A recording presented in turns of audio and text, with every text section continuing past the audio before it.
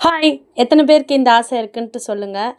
Husband வந்து பார்த்தீங்கன்னா, மதியத்தில நல்லா சுட சுட சமைச்சு குடுக்கும்போது, அத சாப்பிட்றது ரொம்பவே டேஸ்ட்டா இருக்கும் இல்லையா?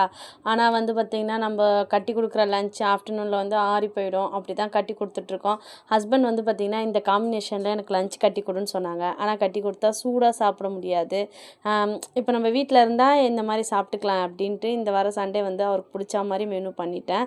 அவர் வந்து பார்த்தீங்கன்னா, இன்னைக்கு பகாரியா சாப்பாடு.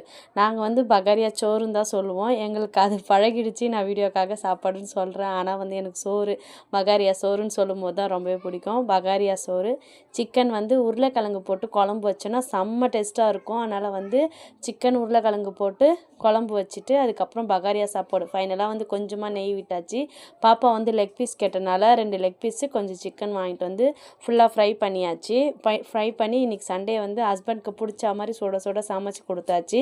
ஆஃப்டர்நூனில் கட்டி கொடுத்தோன்னா அந்தளவுக்கு சூடாக இருக்காது, ஆறி போயிடும். சாப்பிட்றதுக்கும் அந்த டேஸ்ட் இருக்காது. ஆனால் வீட்டில் சூடாக சாப்பிடும்போது ரொம்பவே நல்லாயிருக்கும்ல. எத்தனை பேருக்கு பிடிக்கும்னா சப்ஸ்கிரைப் பண்ணி லைக் கொடுத்து கமெண்ட் பண்ணுங்கள்.